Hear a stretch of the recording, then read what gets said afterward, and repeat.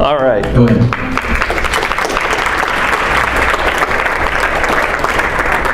Can you hear me in the back? We okay? All right, very good. Yeah, you'll notice that the title on the screen does not match the title in the program. For those of you who saw the online program, it does match what was online through the Alliance prior to the conference. So for those of you who got up with the sole purpose of learning about transitioning to home, my hope is that actually the topics that I'm going to talk about under this heading will also apply. So, conscious professionalism. What is it? How does it work? Really, these principles were espoused through what's called the Brain Injury Leadership Academy. So this is the first year that the Academy has been in existence. The Academy met in September of 2017, and I was fortunate enough to take a few of the clinical leaders on the On With Life rehabilitation team to Greenville, South Carolina, to attend about a 2.5-day conference on conscious leadership in brain injury. So this is a combination of a distilled version. I'm going to do my best to take what was a 2.5-day training and distill it down into about what is now 45 minutes. And it's also a little bit of my spin. I changed the title from conscious leadership to conscious professionalism, but didn't necessarily change the content. I don't know that we all think of ourselves as leaders, but I think just your presence at this conference maybe is a little inkling that you are to some degree. But I think hopefully the concept of conscious professionalism is a little bit more palatable to all. So I took these clinical team leads in the hopes that I could give them a little bit better leadership training than I got when I moved from the clinical world into this management director kind of position. The individual who promoted me essentially said, Dave, you have the skills to do this. You'll do a good job at this. I have one piece of information or one piece of advice for you, and that is don't party with your staff. And that was it. That was my management training. So this was part of this was my endeavor to for those people who are leaders to give them a little bit more than that. Conscious leadership is not necessarily a leadership style.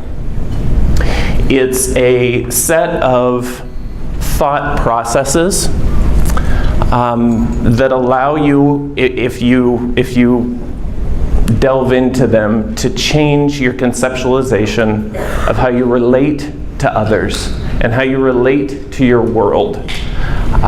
So it's not as though I'm going to give you if you're going to be a conscious professional, if you're going to be a conscious leader, you need to do A, B, C, and D. But my hope is, whether you're a survivor, whether you're a family member, or whether you're a professional in the field of brain injury rehabilitation, these principles will apply to you and the relationships that you have with those around you.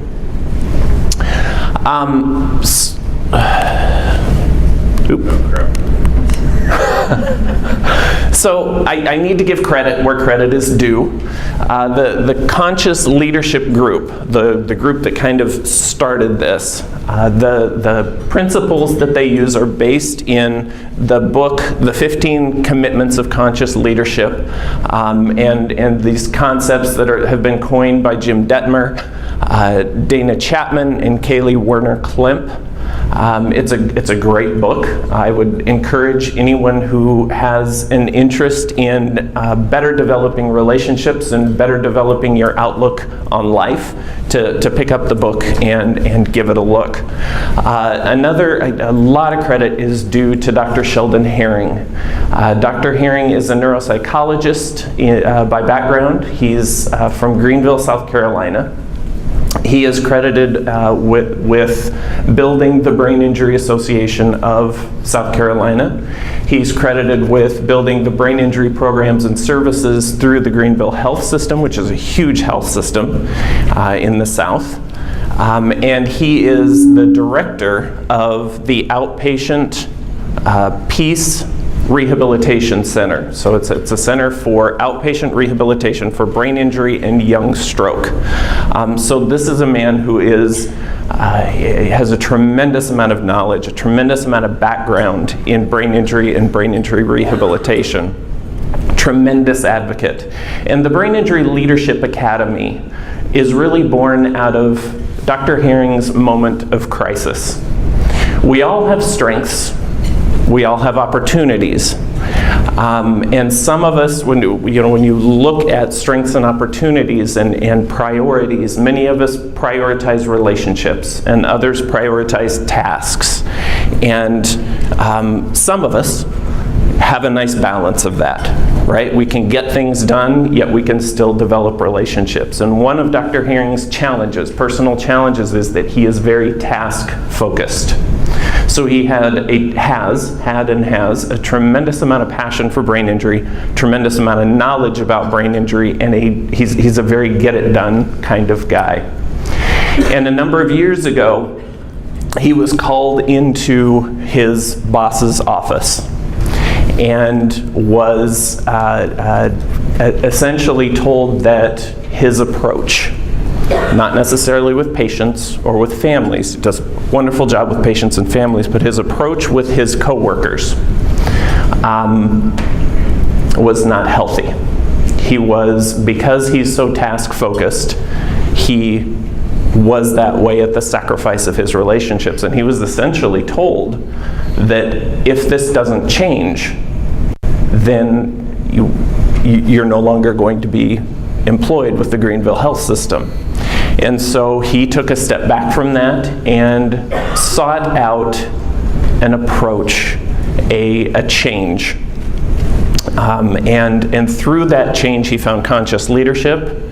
And through his experience with conscious leadership, he saw a huge connection to brain injury. So that's really where the Brain Injury Leadership Academy was born out of. The principles have now been applied throughout the Greenville Health System, and it has changed the culture of the hospital. So these are a few of the sponsoring organizations for the initial Brain Injury Leadership Academy. The Brain Injury Association of America, American Congress of Rehabilitation Medicine, NABIS, the Society for Cognitive Rehabilitation. So there are a lot of national organizations that have been on board to get this movement going. What are the goals? Why are we here? So for those of you who are professionals, my hope is to augment your professional skills. Much of what I'm going to talk about dovetails. How many of you were here last year for my talk last year on engagement? So a good number of you. Much of this talk is going to dovetail, it's kind of the chapter 2, to what I talked about last year in terms of engagement. For those of you who were not here last year and didn't hear my talk, one of my core tenets in my 20 years of brain injury rehabilitation has become this idea that there is a second set of competencies that is absolutely critical if we're going to effectively help individuals with brain injury and their families. And most of us come out of school, whether you're a physician, whether you're a therapist, whether you're a social worker, you come out of school with these core competencies. And most of these core competencies involve looking at a human being, tearing them down into their component parts, diagnosing and treating. That's all good and fine, as long as you have a patient who can infer. So what do I mean by that? Well, a couple of years ago I injured my Achilles, had to go to physical therapy. It hurt, It sucked. I did not want to do it, but I did it because I have somewhat intact frontal lobes, and I could infer that if I do this thing that hurts and sucks and that I don't want to do, my long-term outcome will be better.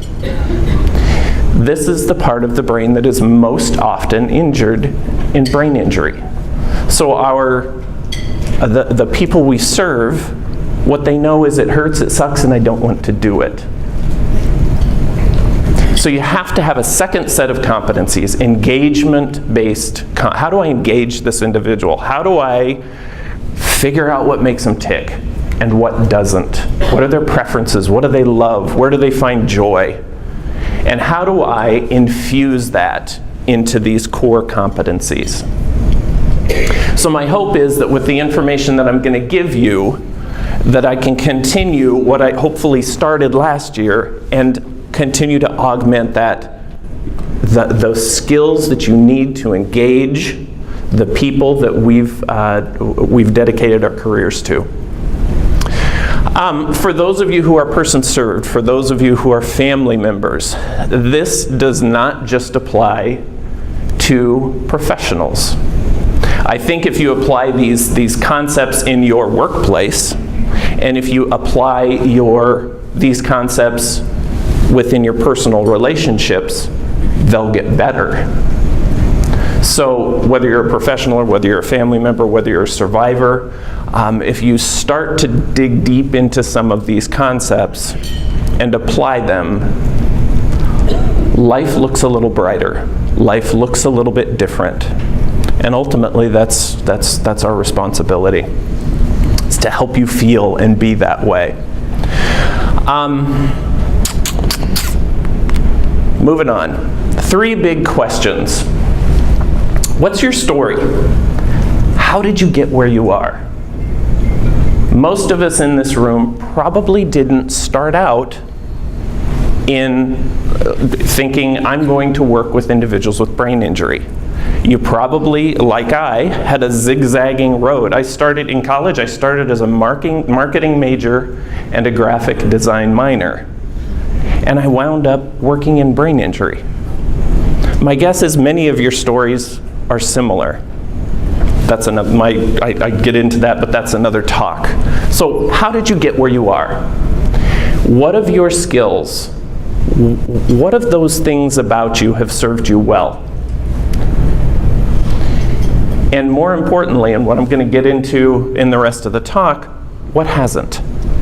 Which of your characteristics, which of your skills have not served you well? Let's see if we can work on those. One more quick point. Most of this conference, and most conferences that you go to, are all about giving you tips, giving you techniques, giving you interventions to change others. Right? Here's something you can put in your pocket to change the people you work with. The rest of this talk is about changing you. Many of the concepts, as we go through them, you're going to be thinking of, oh, well, I see how this applies to others. I need you to try to filter that and think about, how does this apply to me? This is about changing you, not changing other people. All right, so how do we define expertise? Traditionally, we define it as what you know, right? I'm an expertise because I know stuff. I have these skills, I have this knowledge, and that makes me an expert. I'm going to challenge that notion a little bit. Expertise, if you look at the concepts of conscious leadership, conscious professionalism, is a combination. It's not that what you know isn't important. It's how you combine what you know with your ability to regulate your emotions, your ability to self-check, your ability to meet people where they are, your ability to take a step back. It's that combination of emotional self-regulation and knowledge that equals expertise.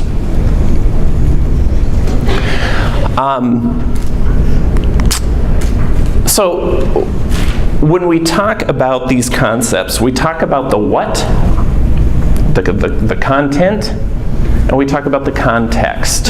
The content is the interactions that you have throughout the day, the words you use, the conversations you have, the struggles you have, the challenges that you have in the various realms of the relationships that you experience through your day and through your life. How the what is heard, how the what comes across depends on how we say it and under what conditions, which is called the context. And that the context is what the bulk of the talk is about. The context is the how. When we talk about the context, we talk about the outer game and the inner game. And on the surface, we usually think about the outer game. Nonverbals, right? We work in brain injury, we talk a lot about nonverbal communication. How do we say what we say? And the settings in which we have those interactions. What's more important is the inner game. And the inner game is a combination of really three concepts, and they aren't like point-by-point separate concepts. These are concepts that weave themselves in and out of each other. The three concepts are emotional intelligence, how you show up in the world, how you view the world. Do you view the world as to me, things happen to me, or the world happens by me? My future is shaped by the things that happen to me, or my future is shaped by the things I do. To me versus by me, and then above the line, below the line.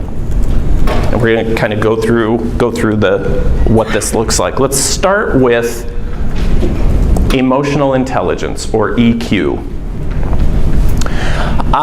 Emotional intelligence involves your ability to be aware, identify, and monitor your own emotions in real time, and to perceive the emotions of others. Incredibly, incredibly important skills in the field of brain injury. So these are the 5 basic concepts. Self-awareness. Self-awareness is, where am I now? What are my emotions? What am I feeling in this moment? This is where you've all heard of mindfulness, right? Mindfulness is all about being able to stop the world and take stock of what's happening in this moment. Self-awareness, as pertains to EQ, has to do with your emotions. What am I feeling? What am I feeling in this moment? It's also your ability to understand how others perceive you. One of Dr. Herring's challenges was he had no idea that he was walking around day after day offending people, belittling people, because he did not have awareness of that. Another kind of subcategory of the Brain Injury Leadership Academy is what's called the Leadership Circle Profile. We all had to do this huge assessment, and we had to send the assessment out to about 20 of our colleagues, and it was a little bit of a gut check when I got it back, because it's all about what are you good at, what are your strengths, but also what are you not so good at.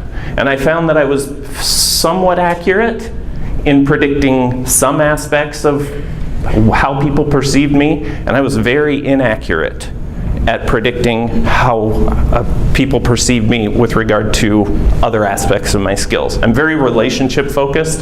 Task, not so much. It might take me a while to return an email. So how good are you at monitoring yourself, understanding your strengths and weaknesses, and how good are you at understanding how other people perceive you? Self-awareness. Motivation, quite simply put, motivation is the drive to work towards something, even if it doesn't result in more money and a higher status. Talked talking about internal motivation. When we talk about motivation, we also talk about optimism. Optimism even in the face of adversity. I look at those survivors and families who do well and those who don't. And this is huge, this optimism even in the face of adversity. Motivation. Empathy. How well are you able to gauge others? How intrigued are you by others? I listened to a story by a gentleman who had a brain injury in high school. Prior to his brain injury, very, very high IQ, quick thinker, good memory, high grades, kind of the classic story. He has this brain injury. School was a struggle. Made it through high school, made it through college with lots and lots of help from others. And at some point in college, he started to recognize, I cannot rely on those skills that I relied on prior to my injury. And he really kind of made this distinct separation between IQ and EQ. I can't rely on IQ. And so he delved more deeply into EQ. And he started businesses. He started a couple of businesses. And the acronym that he uses when he trains his employees is BINI, BINI. And it very simply put is be interested, not interesting.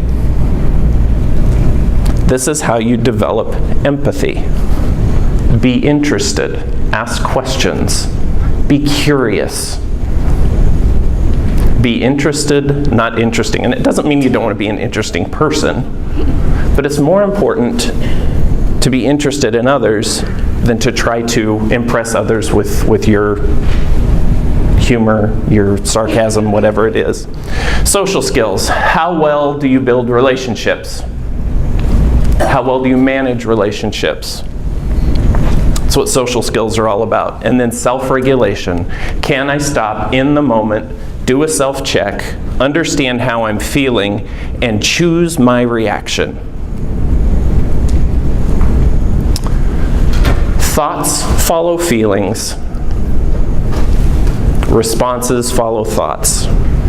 Can I stop in between feelings and thoughts? Can I change my thoughts despite what I'm feeling? Feelings are what feelings are. I can't tell you how to feel.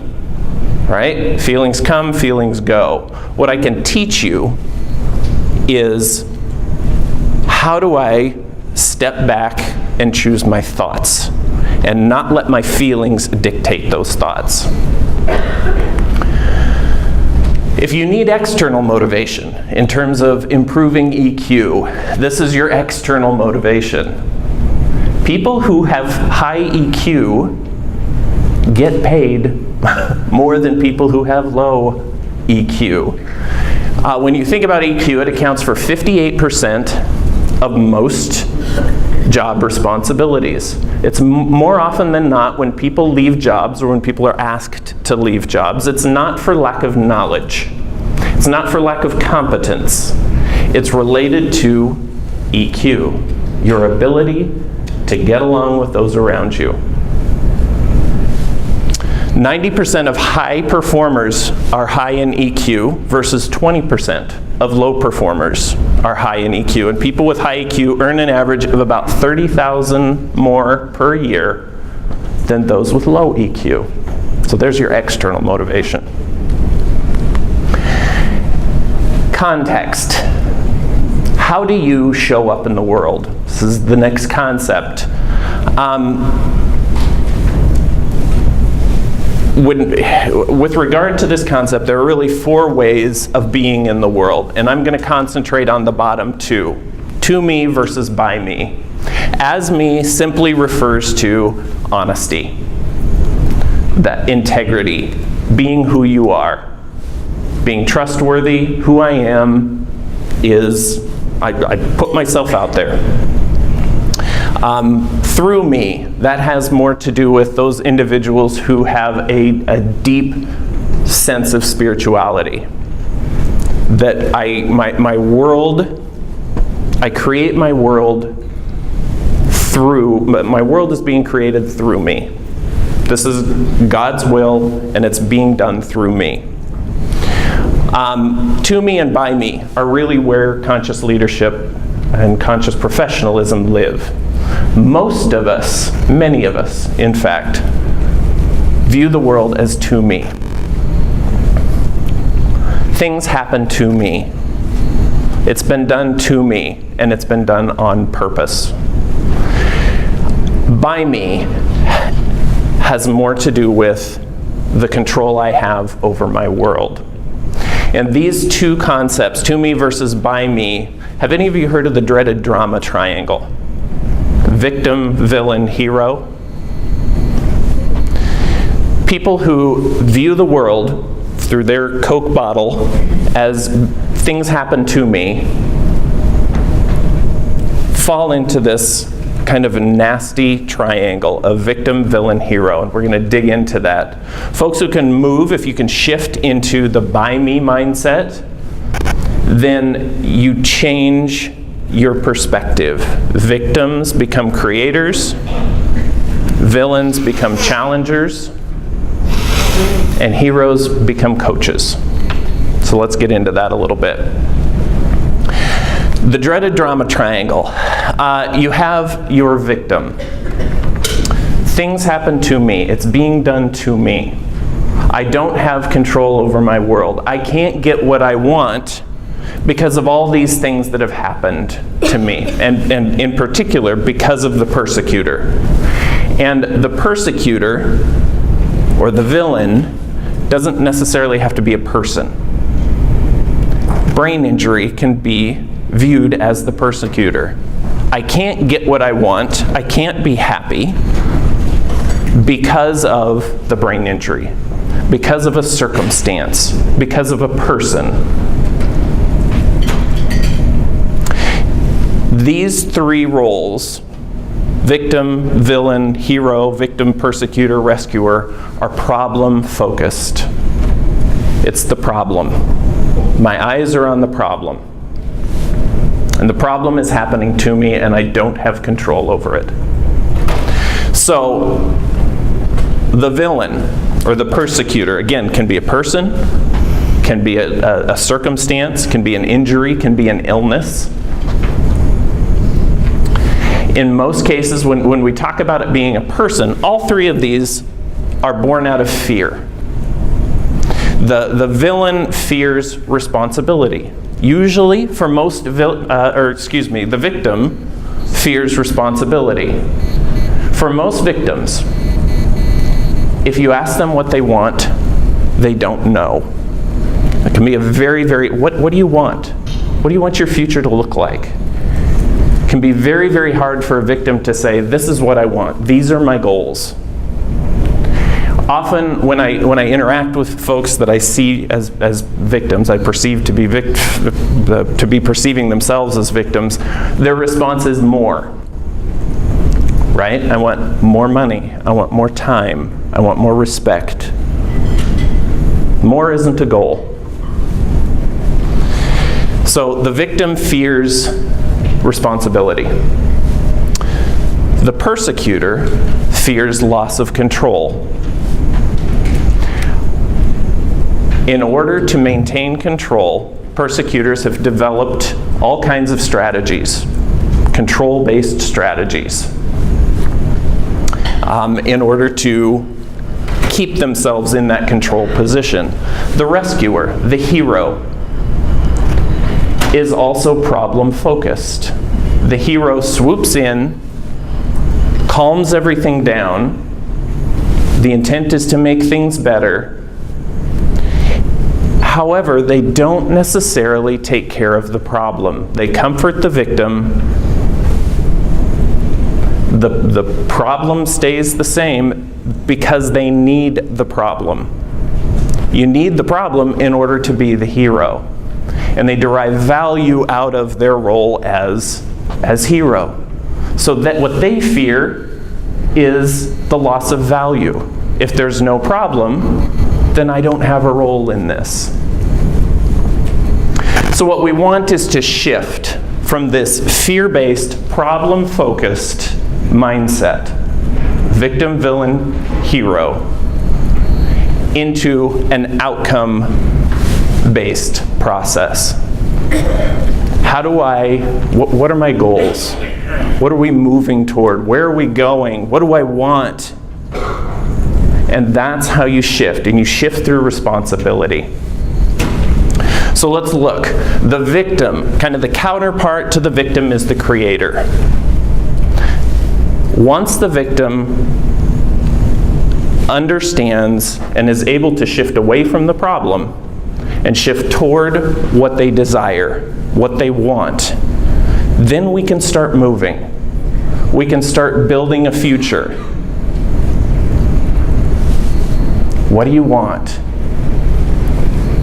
The challenger, again, can be a person, can be a circumstance. The challenger's job is to challenge the status quo. How can we make it better? How can we do more? Can we do it differently? Can we be more efficient? Can we care more?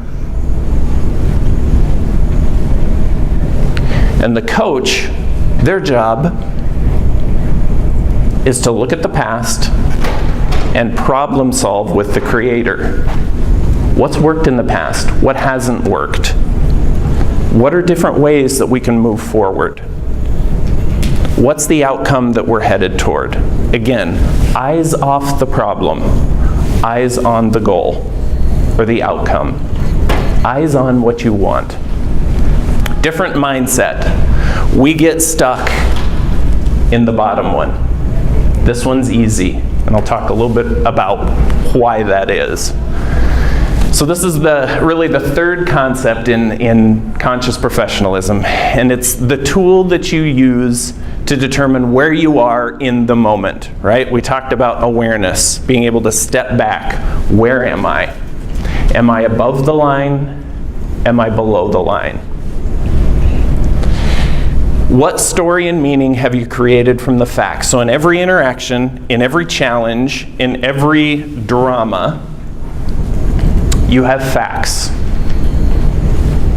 And what we tend to do is we tend to take those facts, view them through our role as either victim, hero, or villain, and create a story based on those facts. Once we have our story, then we derive meaning out of that story. And the story is not the facts.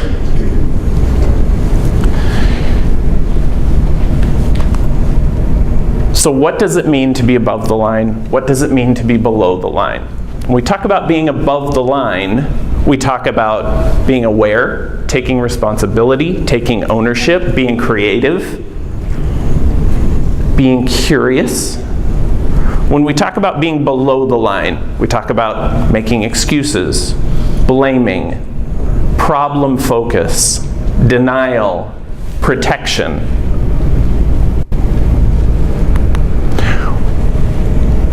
Which is easier?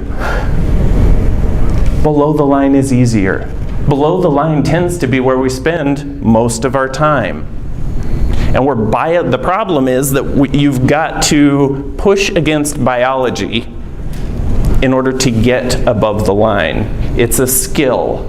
And if you don't practice that skill, you will continue to stay below the line. And for most of us, our response when things get tough is to go farther below the line, do more of what we already know. So why do we have to push against biology? I'm going to take a little tangent here and talk about why we're so wired to go below the line. To blame, to excuse, or to make excuses, to want to be right, to focus on the problem. Why are we that way? Well, it has to do with how our brains are wired, right? You have this prefrontal cortex and you have your limbic system.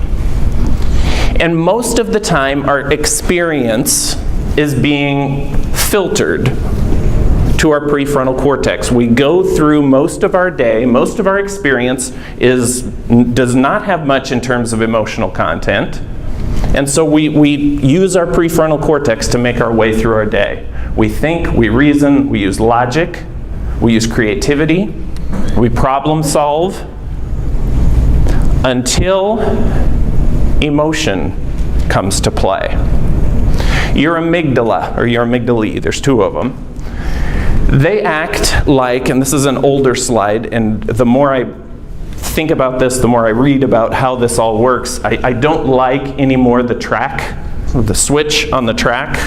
I think of it more as if you think about your experience, think about it flowing down a pipe. And that pipe has a valve. And the amygdala are kind of like, they have the power to open and close that valve at varying levels. And that valve sends, most of the time the valve is shut. It's sending experience to the prefrontal cortex. But as soon as we feel threat, as soon as emotion starts to come to play, the amygdala starts to open that valve and starts to send our experience toward the limbic system. And that is not necessarily, it serves us well. You've all heard fight or flight, right? That's what our limbic system does. And it serves us well when there's legitimate threat, right? If we need to fight or flee, it's really an efficient system. It's a good system. The challenge is that most of the time there's not a legitimate threat, yet we're reacting out of this part of our brain. The first thing that, once experience starts to get sent to the limbic system, the first thing that happens is we have this release of cortisol. Cortisol narrows our focus. Cortisol makes us egocentric, right? It moves into protection mode. And as soon as your brain starts to go into protection mode, you lose creativity. So you get this, you have catecholamines, you have adrenaline, you have this burst of energy. All kinds of nasty things start happening. And the trouble is that our brains, anthropologically speaking, this is a good system to protect us, but our brains can't determine whether the threat is coming from a true physical threat or whether it's just words. And so this system is now going to work in our day-to-day interactions. This valve has opened. We're reacting out of emotions. Our thoughts follow our emotions. Our reactions follow our thoughts. And we go below the line. So what does that look like? For folk, if you are below the, and we all go below the line, and sometimes you need to go below the line.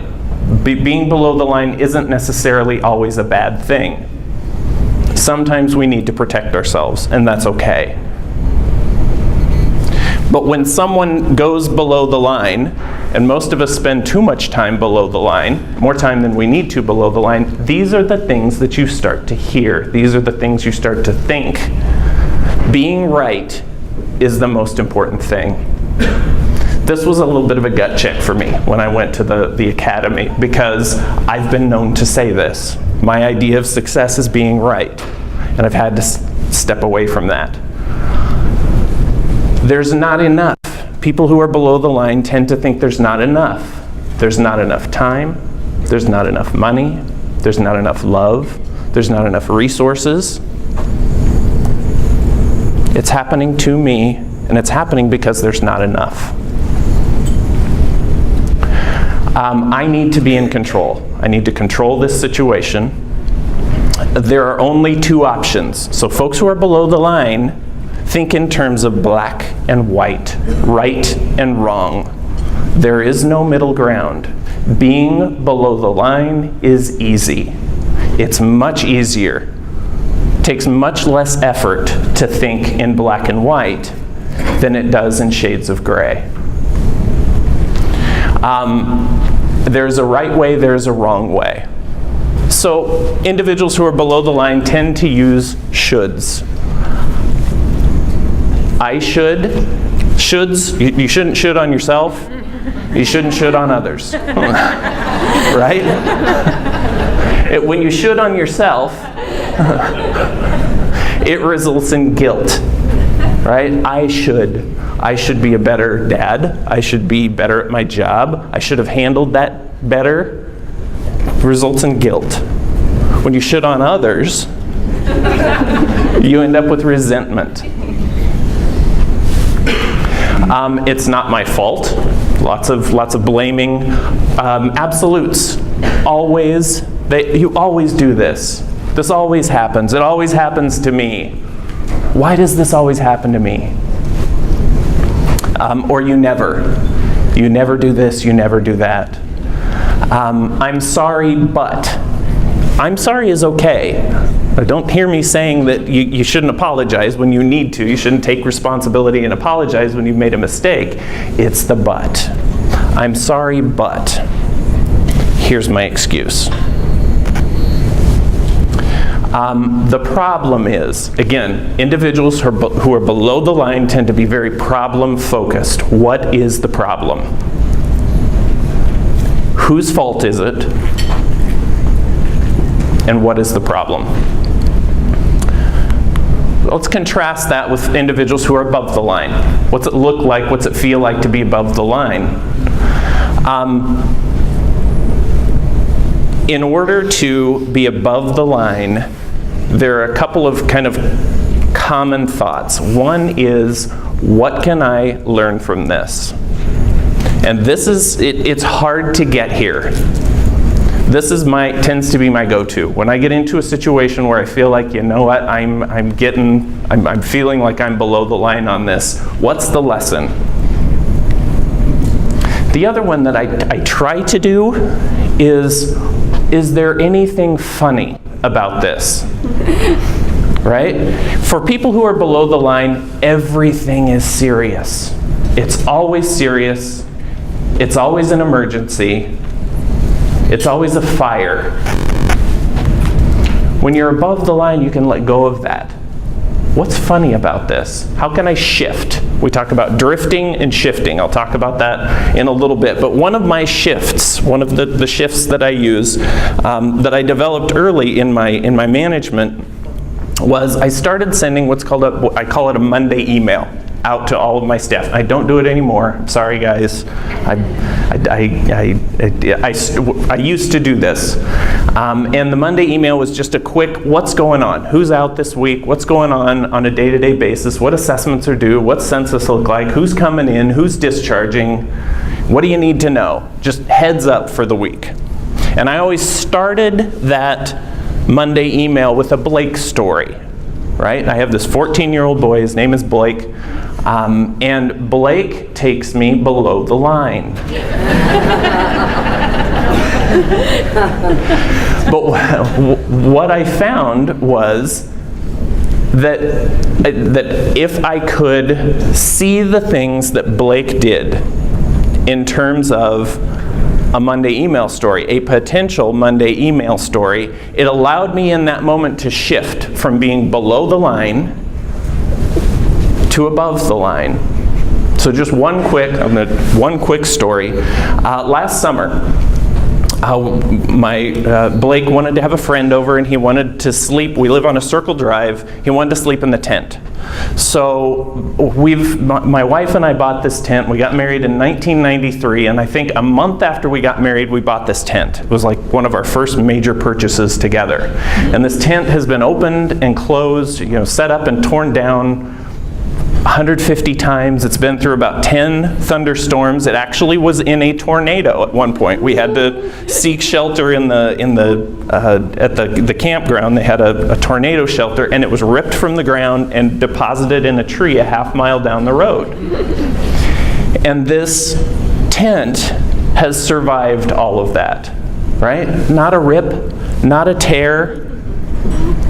And Blake and I have together set this tent up about 20-25 times. And so I decided, you know what, Blake, here's the tent. take it out. You know, we've done this a million times. You and your friends set it up. 45 minutes later, I come out. I can see that they're struggling. He's torn 3 of the little tabs that hold the stakes in the ground, ripped completely from the tent. 2 of the poles are snapped, and one of the zippers is so jammed with fabric that it's useless. And my initial response was to go below the line. But in that moment, I was able to take a step back and go, this could be a Monday email story. What about this is funny? And it shifted me. 24 years, set up 150 times, 10 thunderstorms, a tornado. You will endure less wear and tear through all of that than you will 45 minutes with a 14-year-old boy. It's my shift. It allows me to shift. So everything is, what can I learn from this? It's okay to not be right. It's okay to let go or to loosen my grip on my beliefs. From a distance, if I can take a step back from this isn't as serious as it appears. There are ways we can get through this. We can work our way through this. There are solutions, and we can find them. Growing as a person is more important than being right. And that was one of the toughest pills for me to swallow as I was going through the process. But my life is better. Now that I've let go of this, I am right, you are wrong, and I am going to hold tight to my opinion. All right. So drifting involves shifting or moving below the line. There's some habits, there's some things that we can do, there's some little things that when you're doing them, I want you to be able to take a step back and go, okay, am I going below the line? Shifting is, how do you get above the line? If I'm feeling like I'm below the line, how do I get above it? So drifting, sarcasm, it's one of my favorites. That was sarcastic. Blaming, yielding to distractions, right? You spend a lot of time on your phone, guess where your brain's going? It's going below the line. It's easy. Concealing, ignoring, organizing. Sorry, guys. I know, that one hurts. Justifying, procrastinating, worrying. Worrying is nothing more than your brain creating things that you don't want. And there's a list. It would have taken 4 or 5 slides for me to use all of the drifting, all of the examples of drifting. How do I avoid the problem? How do I get out of it? Right? How do I fight it? Shifting, this is the whole, this is the entire list. So that gives you just a little bit of insight into how easy it is to go below the line and how hard it is, how intentional you have to be in order to move above the line. It's a skill set.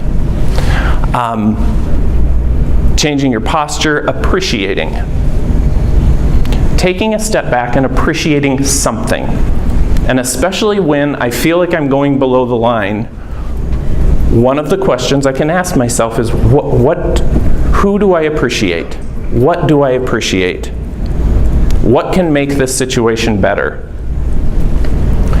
Conscious breathing, self-awareness, mindfulness, those of you who are into mindfulness, meditation, those help in terms of shifting you to an above-the-line kind of mindset. So very quickly, I'm going to go through a few of the commitments. There are 15 commitments in the book. In my mind, there are way too many. way too many commitments. As you're working with your team, these are the basic, I distilled it down into 6 commitments.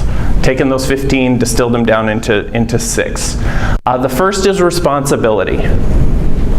So if you're above the line, If you commit to being above the line with regard to responsibility, I commit to taking full responsibility for the circumstances of my life, for my mental well-being, my physical well-being, my emotional well-being, spiritual well-being, and I commit to support others in the same.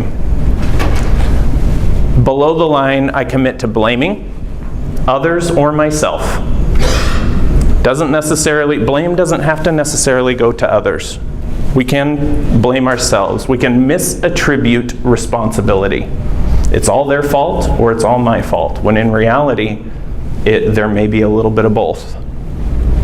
I commit to being a victim, villain, or hero, and either over or under attributing responsibility.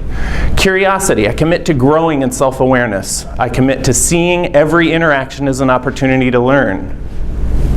If you're below the line, you're essentially saying, I commit to being right. I commit to my story being the right story.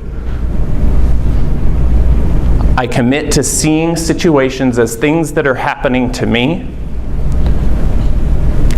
I commit to being defensive and being right. Allies. I commit to seeing all people and circumstances as allies that are perfectly suited to help me learn the most important things in life. Doesn't mean you have to like everybody, right? I don't want to be Pollyannish about this. There are people I don't care for. But that doesn't mean they can't be allies in the bigger picture. And that doesn't mean that I can't learn from them. If you go below the line, I commit to seeing people and circumstances as obstacles and impediments to what I most want. Candor. Candor is more often termed honesty. I commit to saying what's true for me. I commit to be a person to whom others can express themselves with candor. If I'm below the line, I essentially am saying I commit to withholding my truth. I'm either going to keep things in, or I'm going to not say what I actually feel in order to manipulate situations. I will tell the truth when it benefits me. If it doesn't benefit me, I'm either going to withhold or manipulate the truth. Integrity. I commit to consistency in word and deed. If I say it, I will do it. I live what I say.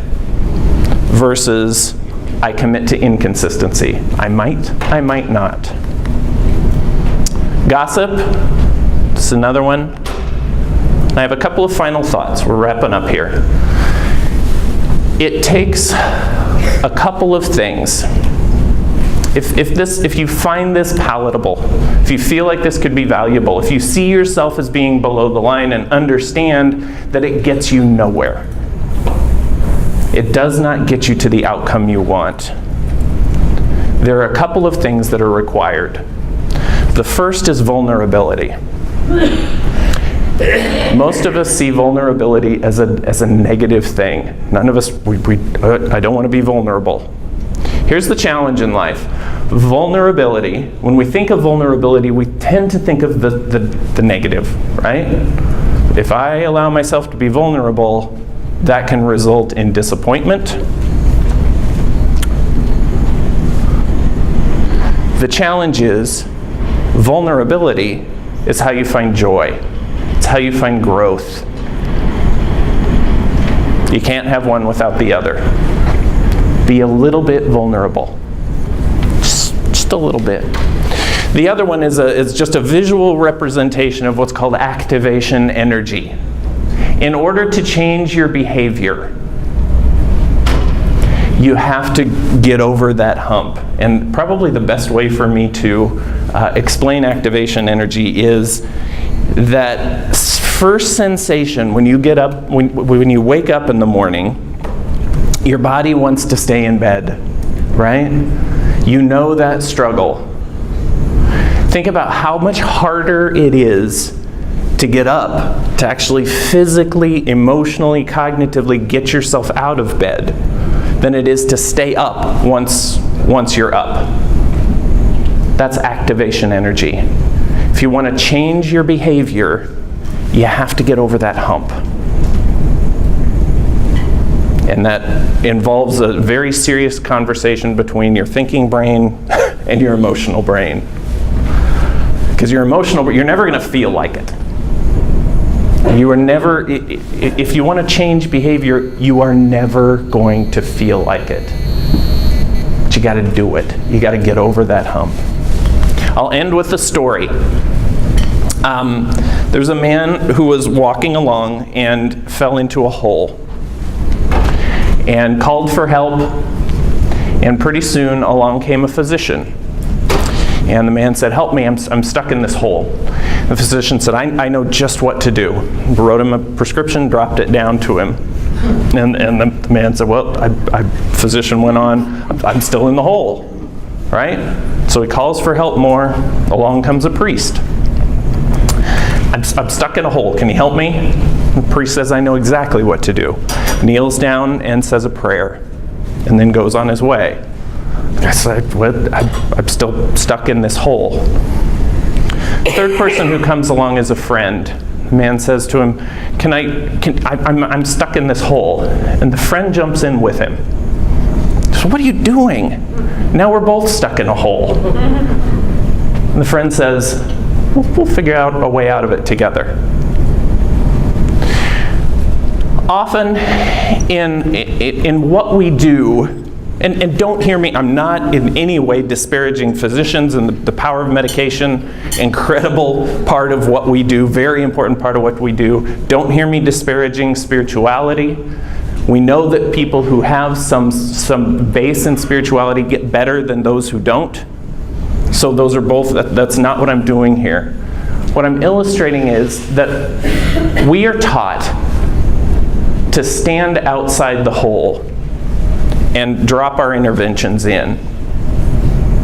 We're taught to be rescuers, right? I'm looking down the hole at the problem, and I'm going to throw whether it's a prescription, whether it's a therapeutic intervention, I'm going to stand outside that hole and I'm going to throw it in.